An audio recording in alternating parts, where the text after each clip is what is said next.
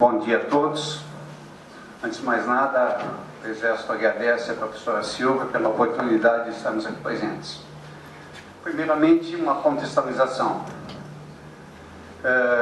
Pertenço a uma unidade produtora de dados geoespaciais.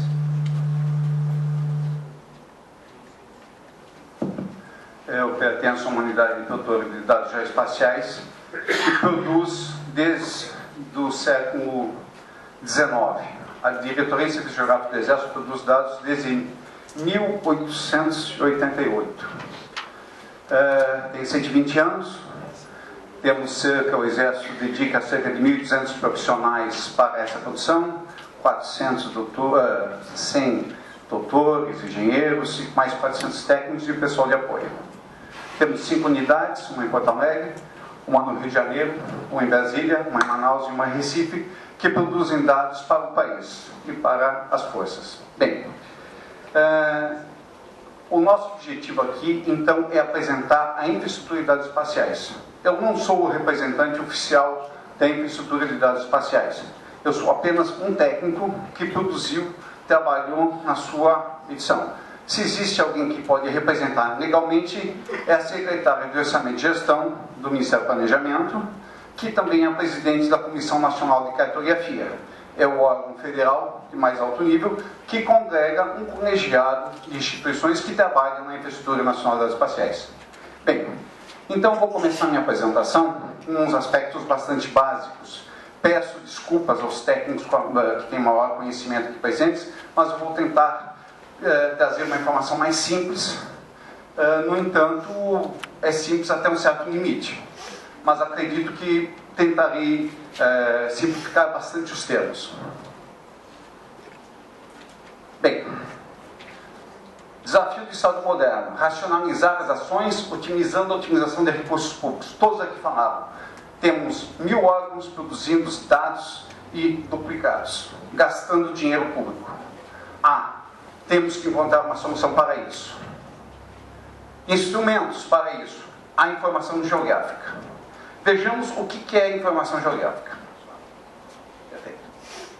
Para atuar, nós vamos verificar a informação geográfica, sistemas de informações geográficos e a infraestrutura nacional de dados espaciais. Esse é o nosso sumário. Falemos então da informação geográfica. Temos que distinguir dados, informação e conhecimento. Não vou mostrar esse slide, já vou no próximo. Aqui, níveis hierárquicos da informação. Na base de tudo, nós temos os dados. Os dados, quando se trata de informação de dados geoespacial, é um insumo bruto, uma imagem de sensor orbital, um aerolevantamento é um dado. Uma coleta de campo é um dado. A partir desse dado, nós processamos e obtemos uma informação. Um caso simples: se tivermos um levantamento aerofotogramétrico, uma imagem, podemos retificar, já é um procedimento, e extrair um determinado polígono, digamos, de área de preservação. Isso é uma informação. Temos informações básicas, ou seja, são informações que têm que ser compartilhadas por todos. E essas informações têm produtores bem identificados. A partir da informação, um analista gera o conhecimento. Por exemplo, uma carta topográfica é a transformação de uma informação, que são os dados vetoriais extraídos de um dado bruto, transformado em carta topográfica. Essa carta topográfica ou um banco de dados é utilizado pelo usuário para produzir a inteligência. Acredito que nós estamos aqui com uma plateia basicamente de produtores de conhecimento e inteligência. Eu sei que alguns de vocês coletam alguns dados, processam isso, mas usual, o que nós estamos falando aqui é daqui para cima. Então, esse slide é importante para as próximas ideias que serão colocadas na Indy. Ou seja, o que é um dado de referência, o que é um dado bruto e o que é um dado temático. O foco deste evento são dados temáticos. Ou seja, conhecimento e inteligência. O usuário está buscando inteligência. Ele não se preocupa com o dado bruto, a não ser que seja alguém que vá produzi-lo. Bem, alguns sinônimos para nós podermos falar igualmente. Informação geográfica é uma informação textual, imagem, numérica ou geométrica associada sempre à superfície terrestre.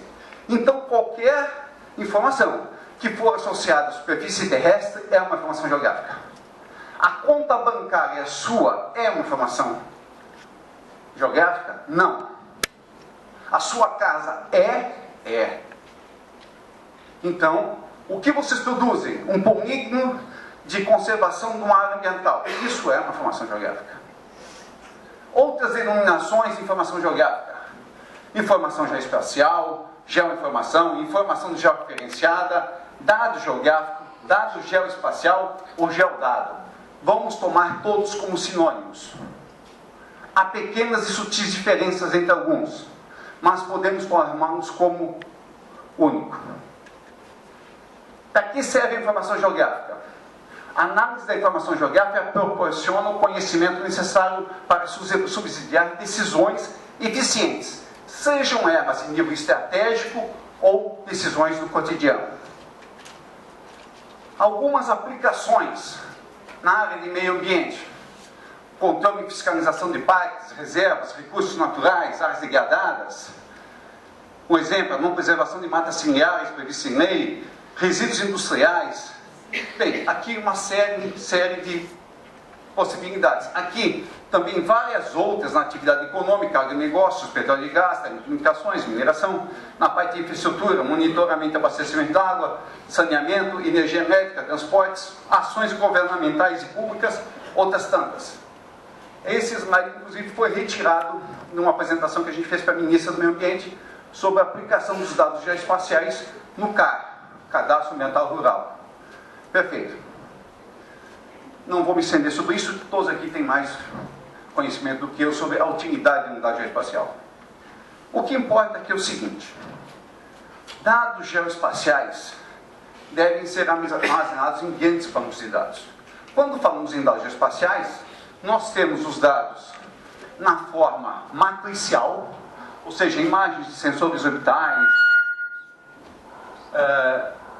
aerolevantamentos ou cartas topográficas, ou mesmo os mapas que vocês produzem no ArcGIS e depois vocês tornam eles em PDF ou GeoPDF, são dados matriciais que são carregados aqui. E dados vetoriais, que é o filé, é a informação nobre, ela está associada com bancos de dados. É o que possibilita a nós fazermos análises espaciais e gerar outros produtos com maior riqueza. Em suma, o nosso usuário, sob esse banco, procede a análise ou consultas. Consultas é simplesmente uma pesquisa imediata. Análise é cruzamento de informações a nível de 2D ou 3D, se o SIG for 3D. E obtemos as nossas respostas. Bem, feita essa pequena introdução sobre informação geográfica, vamos falar de uma coisa importante: a confusão que existe entre uma IDE, IDE é o nome internacional, que no Brasil adotou-se o nome INDE, Infraestrutura Nacional dos Espaciais. IDE é Infraestrutura de Dados Espaciais. Então, a diferença entre uma IDE e um sistema de informações geográficas. Vemos cotidianamente as pessoas confundindo IDEs com SIGs, SIGs corporativos. Vamos dar uma olhada no que é um SIG. Eu não vou mostrar nem exemplos, porque eu vi várias apresentações aqui que utilizavam sistemas de informações geográficas, que é um dos objetivos do IDE, é fornecer dados para os SIGs individuais e corporativos. Bom, como utilizar ao máximo a informação geográfica? Vou passar rápido, não vou nem passar aqui e inferir sobre isso, mas o que importa é o seguinte: um SIG, ele tem a seguinte definição: sistema para realizar tratamento computacional de dados geográficos. Ele tem que inserir, integrar em uma única base de dados informações geoespaciais oriundas dos mais diversos meios, e tem que oferecer mecanismos que possibilitem visualizar, capturar, armazenar e fazer análises espaciais. Essa é a essência de um SIG. Vemos aqui uma figura ilustrativa. Temos uma grande base de dados, que pode ser na sua máquina, ou num servidor, ou em vários servidores. Temos um gerenciador desse banco, e temos a interface que possibilita a integração dos dados com a entrada, a consulta e a visualização. Isso é a ideia geral de um SIG. Temos vários tipos de SIG. O que normalmente nós temos é um SIG lá no ArcGIS que nós temos na nossa casa, no nosso computador, que é com equipamento dedicado, é isolado. Podemos ter um SIG numa empresa, ou seja, um grande servidor de dados distribuído em várias máquinas naquela empresa. Ou podemos ter um SIG na web, e aí as pessoas confundem o SIG na web com uma IDE. O fato de eu ter múltiplos servidores, múltiplos acessos, não caracteriza uma IDE, uma infraestrutura de dados espaciais. Pode ser, sim, um SIG corporativo.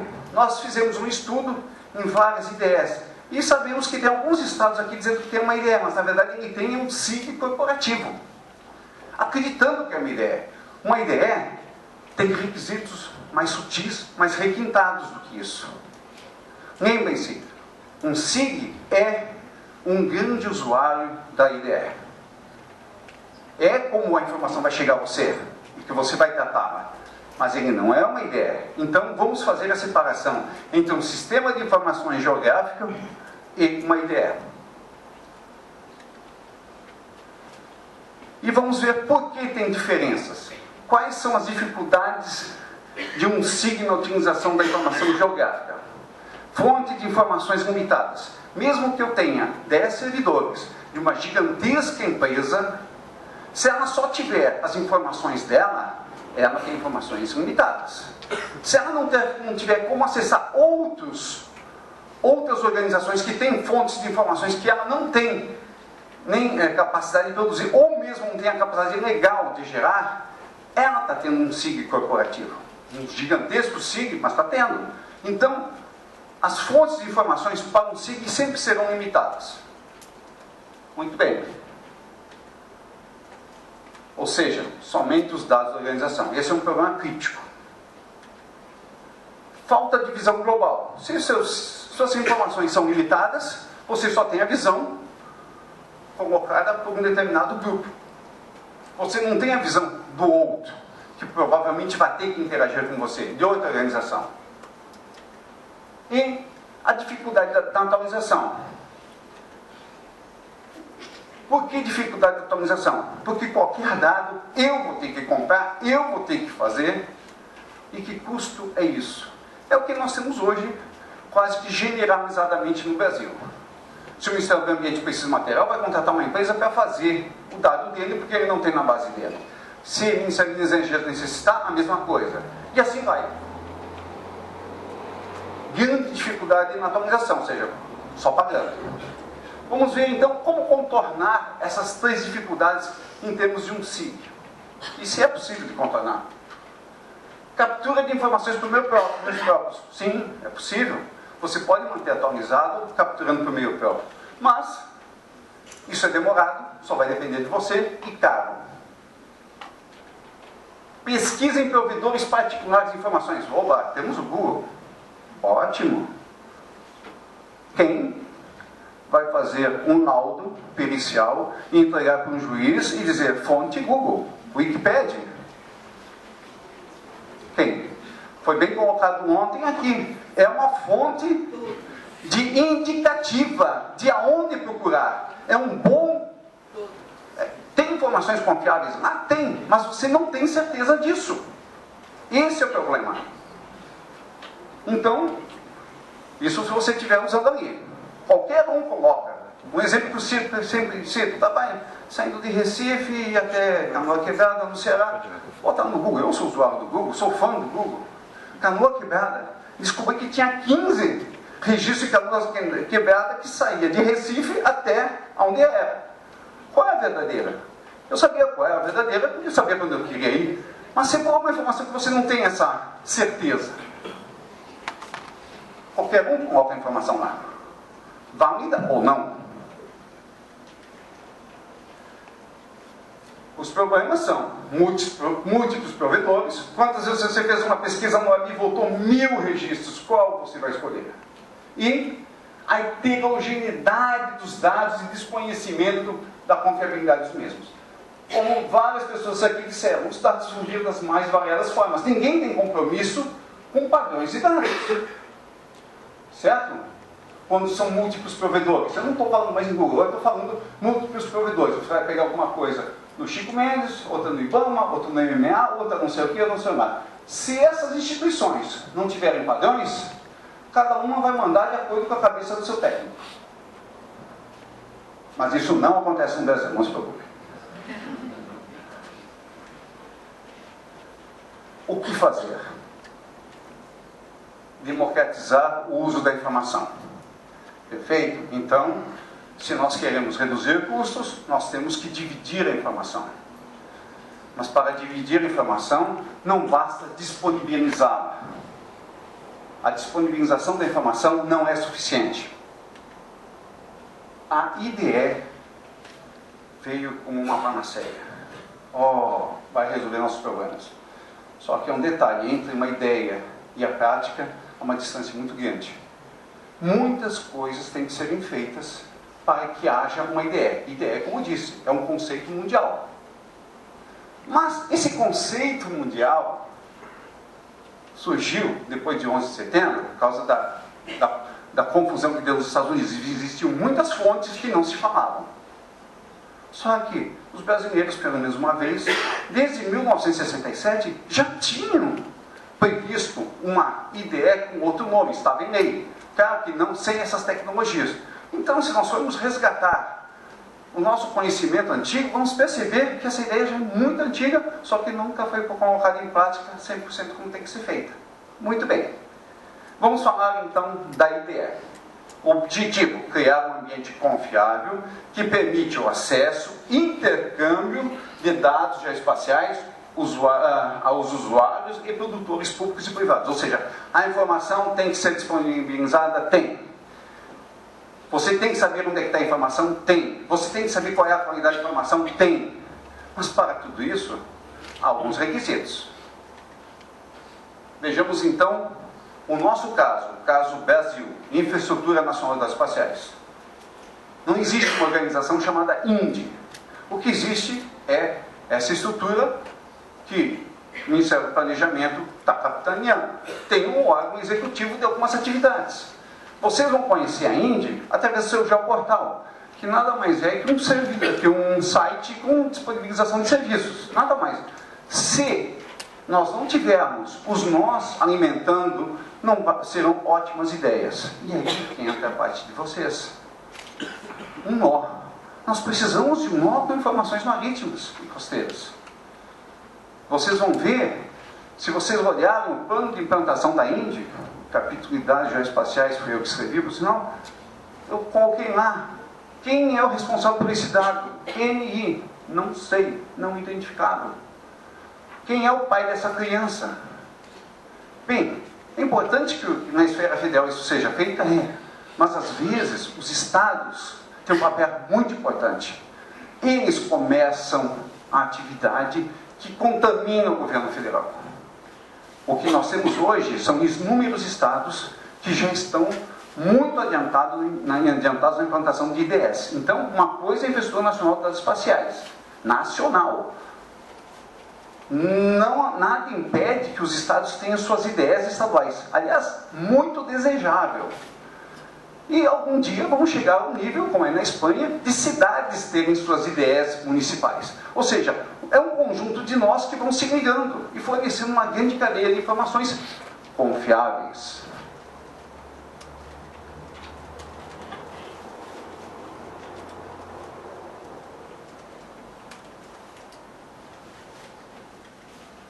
passar algumas informações gerais e vou diretamente para cá.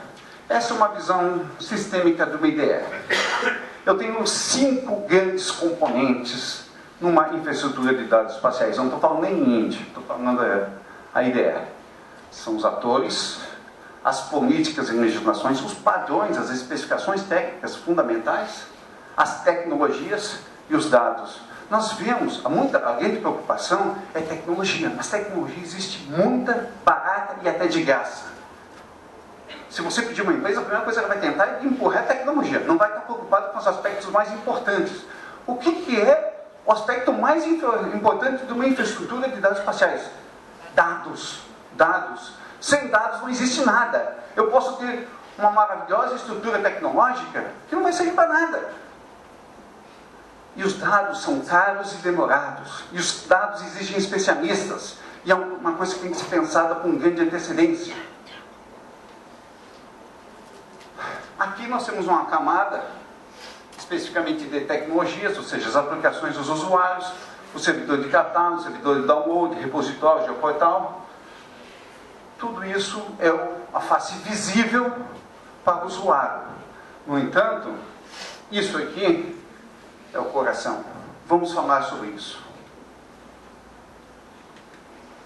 Atores. Eu tenho 3 grupos de atores. O mais importante porque sem ele não adianta, é o usuário final, que vai através de um geoportal buscar dados e através dos serviços ele pode obter esses dados. Os serviços são os serviços que te trazem desde um download até uma pesquisa espacial por WFS ou WMS, servidor de mapa. Quem disponibiliza o dado vai fazer sua política, certo? Se é aberto, não é aberto. Tem instituições que a informação dela é toda pública, não pode ser diferente, mas tem outras que, por motivos óbvios, têm que ser reservadas. Então, do outro lado nós temos os provedores, ou seja, quem alimenta esses nós.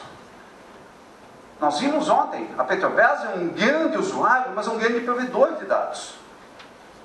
O Exército é um grande usuário, até porque ele é um grande usuário que joga 1.500 homens trabalhando nessa área. Mas é um grande provedor. Nós temos bases de cerca de 60% do país, 70%. Há 100 anos que estão se produzindo, né? E temos que disponibilizar isso.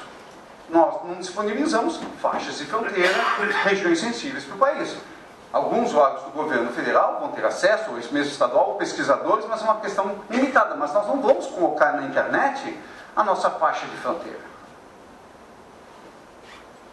Vamos num nível, digamos assim, 250 mil, 100 mil, coisas que não se consegue para frente. Nossa informação tipo 25 mil, 10 mil, não. Uma operação de segurança vai ser montada sobre isso.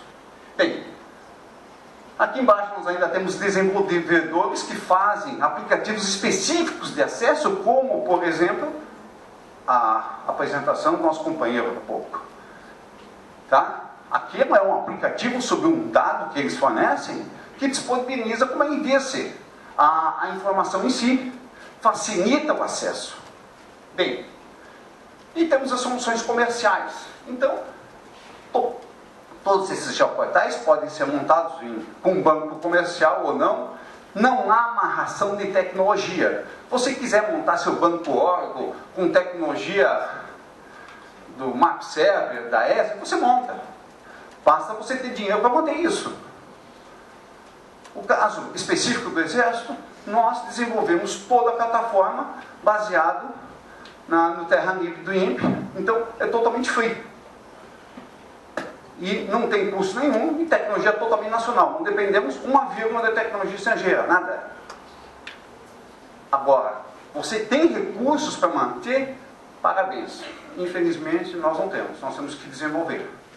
Bem, depois, se eu tiver tempo, eu vou apresentar um geoportal com as possibilidades de acesso a metadados, dados vetoriais, que está disponível na web.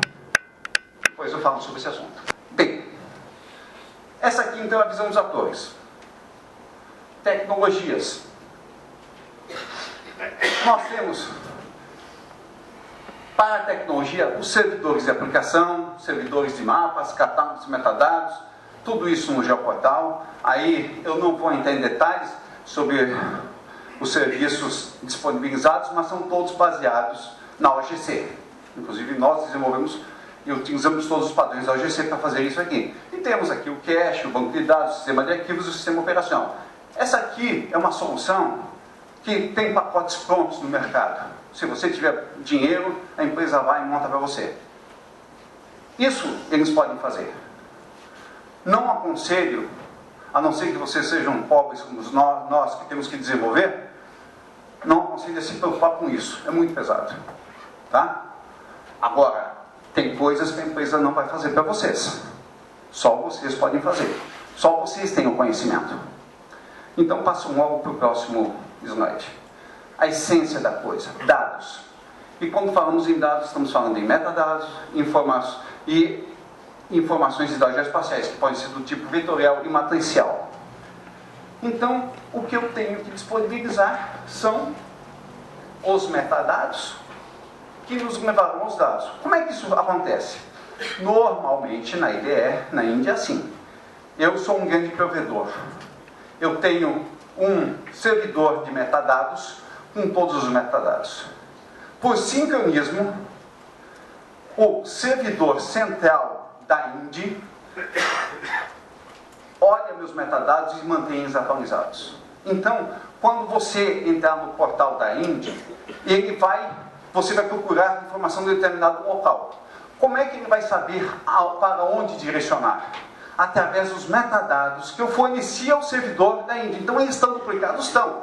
Há risco de falta de consistência? Não, porque é um sincronismo automático. Se eu mexer no meu metadado, como provedor, de um determinado tipo de dado, o servidor de lá vai atualizar.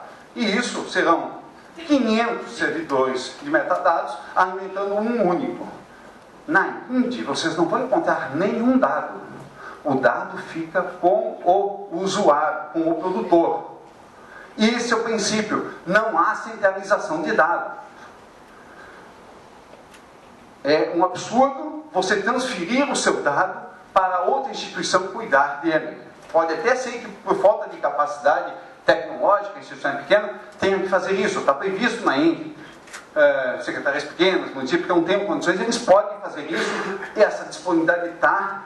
Mas se o dado se afastar do produtor, é o primeiro passo para criar incompatibilidades. Eu passar o meu dado para alguém cuidar dele é uma situação extremamente perigosa. Tá? Não estou falando no caso da Indy, mas sabe-se de exemplos que você joga todos os seus dados numa nuvem, sabendo aonde, e perde o controle.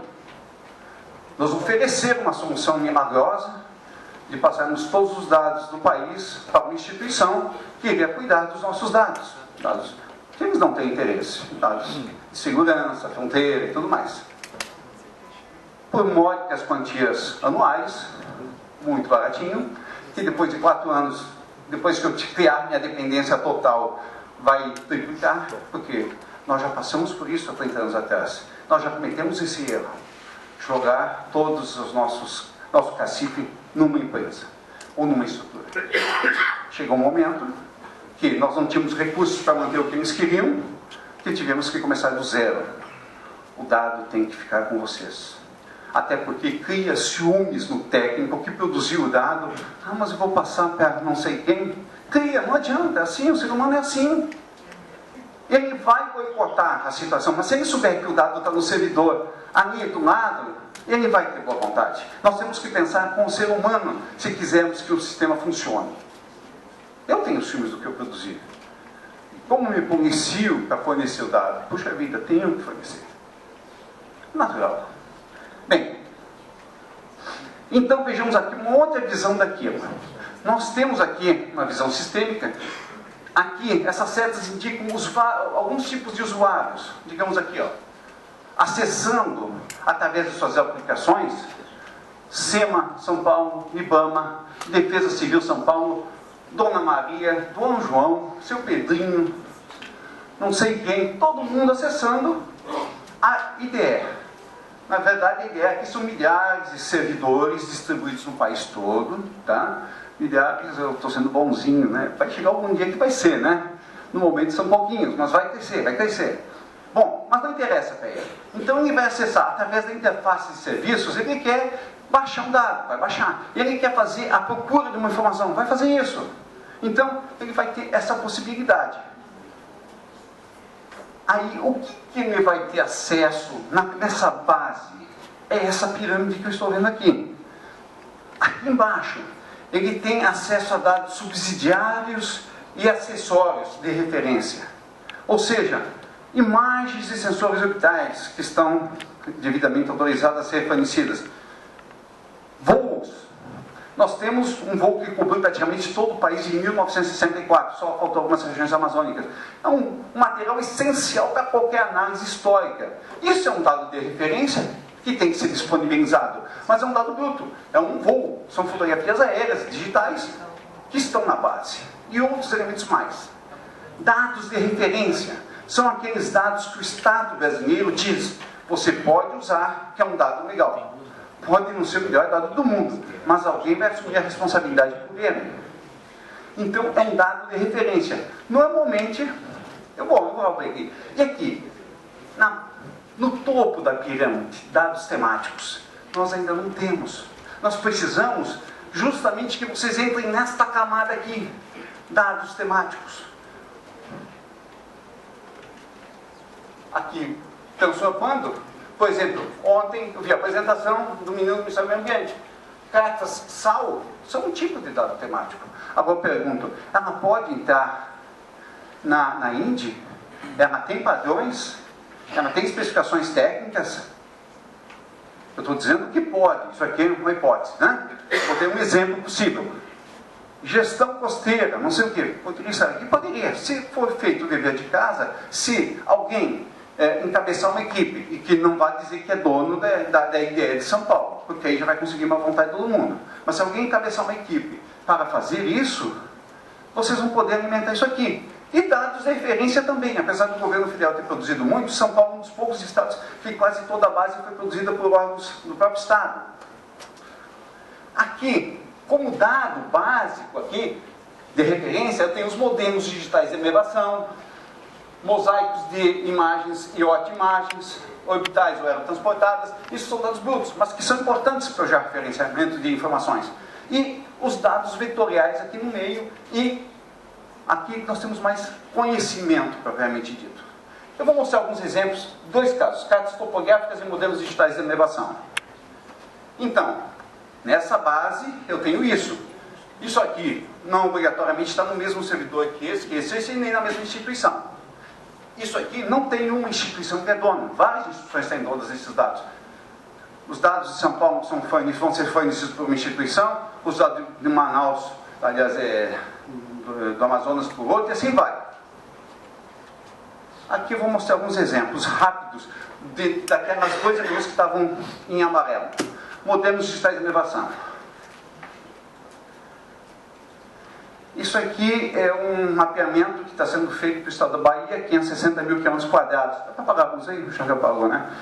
Eles estão fazendo um modelo digital de elevação de todo o estado, com precisão de 1,20 m. Vocês vejam que imediatamente, esse aqui é um software SIG 3D, não é nada, ele simplesmente botou um ponto, você pode ver a declividade da água nessa região e pode ver isso para todo o estado da Bahia. É um modelo 3D. Esse é um dado importante para você produzir outras informações. Aqui o Estado vai produzir isso. Isso aqui é um tipo de dado subsidiário e de referência. Aqui ele usou, então, como eu disse, um SIG 3D para visualizar o caimento automático. Aqui a ferramenta é muito simples. Clica, abre o polígono e se der um modelo embaixo, ele já resolve. Vamos pegar aqui um exemplo de uma carta topográfica matricial. Aqui eu nem tinha percebido, mas aqui parece que tem dados. Essa folha você pode baixar da internet. Foi feito num projeto com a SEMA do Paraná, mapeamento 1 para 25 mil do litoral. Acho que tem algumas regiões de São Paulo também feitas lá. Então você chega a detalhes de punho de mata, vegetação de mangue, cerrado, restinga, bancos de areia. É uma folha 25 mil. A precisão desses traçados é de 3 metros. A altimetria tem precisão de 3 metros também. Ela foi feita no início da década, né? Então ela não tem todas as tecnologias que hoje nós temos. Mas então esse é o nível de informação que você vai ter, e esse dado é um dado de referência. Se você fizer uma digitalização desse polígono aqui, digamos, desse manguezal aqui, isso aqui é a vegetação, é a representação de manguezal, e disser que de preservação, você vai saber que vai estar errando o quê? 5% da área no máximo. Você não precisa ir lá com um barquinho digitalizar. Isso é um dado de referência, ou seja, ele é todo georreferenciado e você pode usar, e é um dado oficial. Se é um dado oficial, tem algumas características para ser.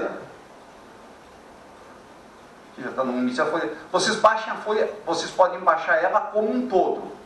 Eu vou entrar no geoportal depois e mostrar como baixar uma folha inteira. Mas isso aí é um subproduto. O produto novo é o dado vetorial. Depois vamos falar sobre isso. Aqui nós temos um exemplo típico de uma produção de áreas estuarinas utilizando uma base. No caso, eles usaram uma base 100.000 ainda, tá? Quer dizer, você, a partir de um dado de referência, você produz o seu dado temático. Esse dado temático, você vai botar as características técnicas e disponibilizar na IDE. No dado básico, não tem essa informação. Você joga a tua informação adicional. E você passa a ser responsável por esse. Só que você vai ter que informar nos seus metadados qual foi o teu insumo de partida. Por quê? Além dos créditos, o mais importante é que o usuário tem que saber se você utilizou uma fonte confiável ou não. Ok? Prosseguindo. Sobre dados, só como informação, o Exército está produzindo as bases 50.000 e 100.000 dos estados que vocês estão vendo aí em cores.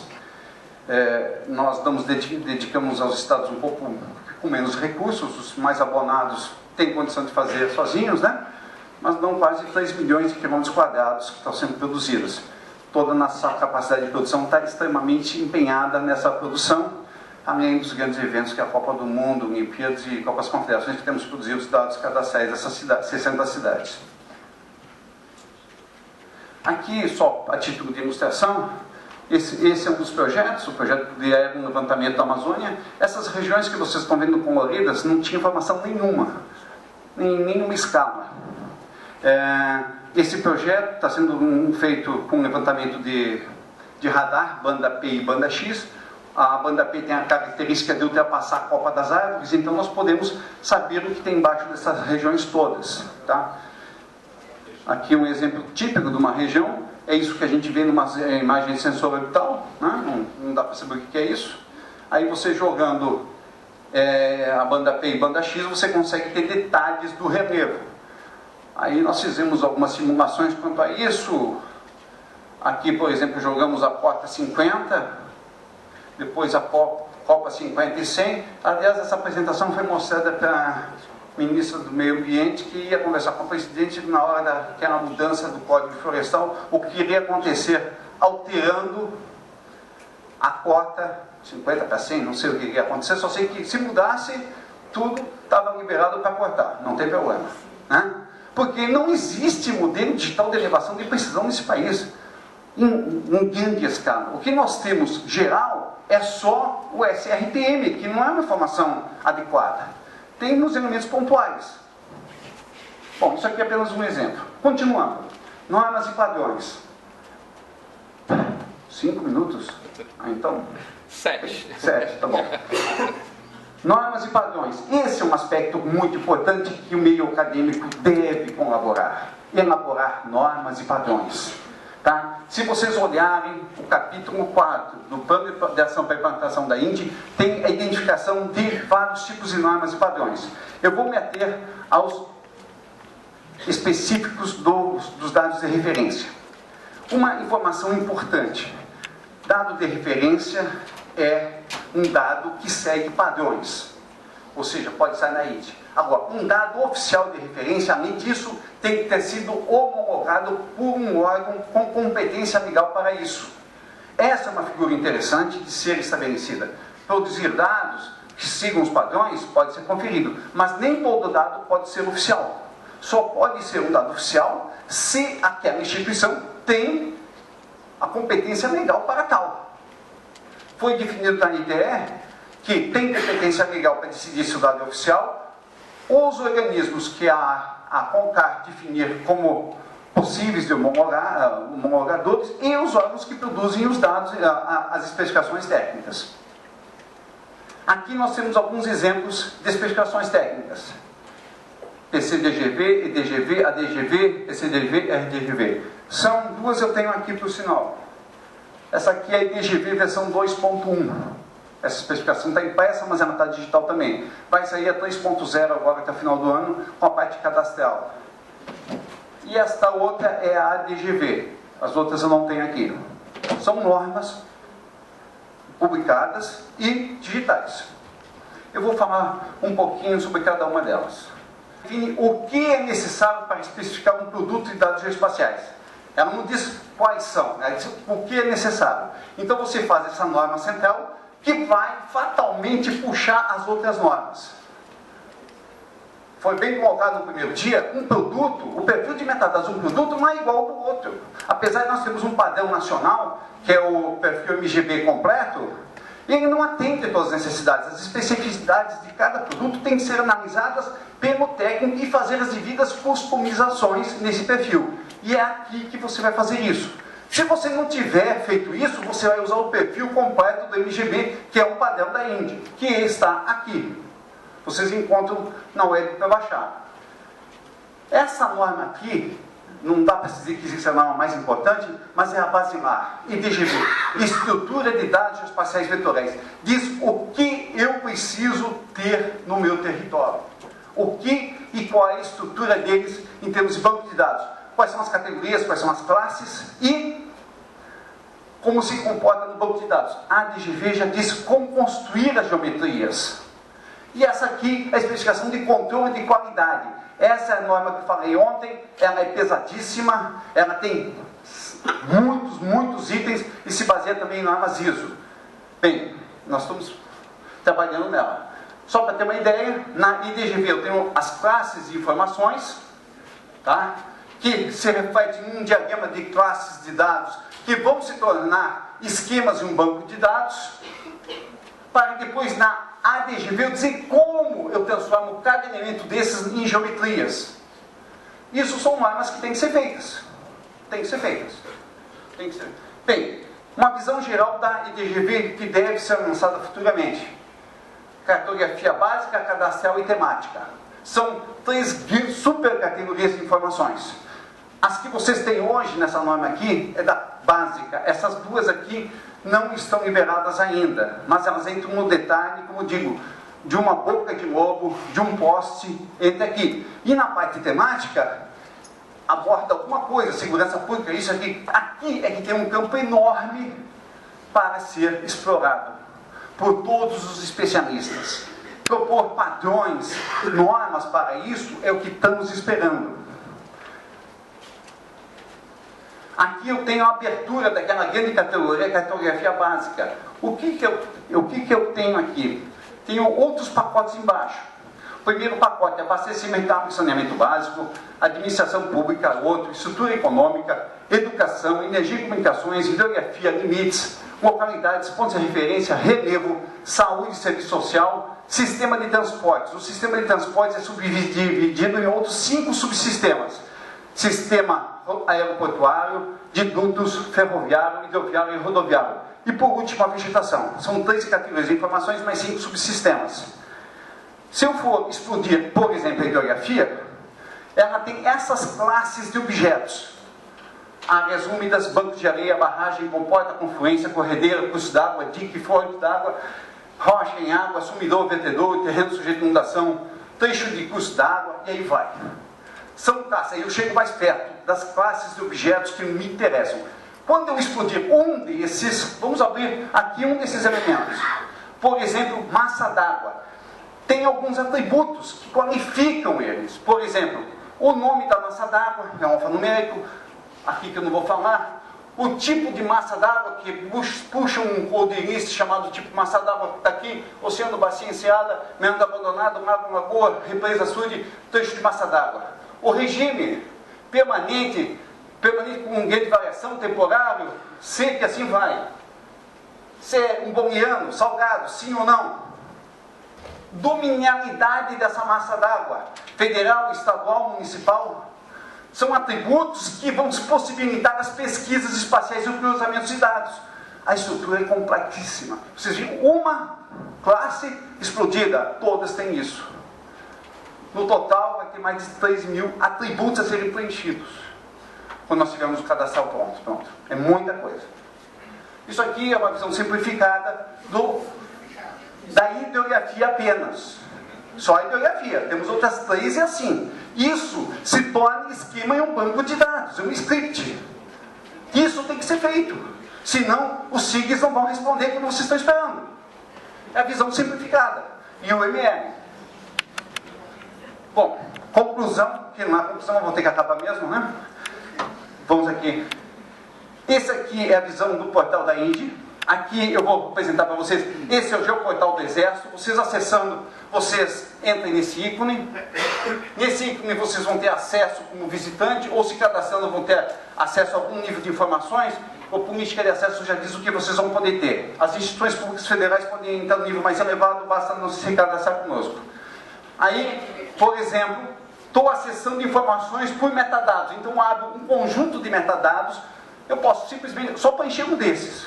Só que vai vir uma grande informações. Quanto mais informação que colocar, mais filtrada vai ser. Por exemplo, aqui, botei palavra cananeia, carta topográfica matricial, escala 25.000, período de produção de tanto a tanto, e peguei aqui uma ferramenta, essa aqui, fiz um ícone aqui. Ele automaticamente preenche as coordenadas desse polígono. Ele vai encontrar todo o produto 25.000 com esse nome que tiver aqui. Eu espero que volte só um. Mas se tiver 2, 3 de vários anos feitos, vai vir 2, 3.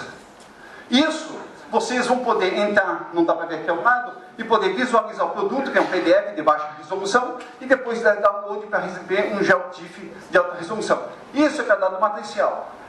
Se eu tivesse que entrar na navegação interativa, eu iria navegando e iria trabalhar com dados vetoriais e cruzamento de dados. Infelizmente, meu tempo, acho que passou um pouquinho, né? E aqui é só uma visão do que nós podemos ter. Aí nós seguimos exemplo de pesquisa de dados, o que está retornando pelo web, o cara encontrando organizações e tudo mais. Bom, é só isso. Obrigado.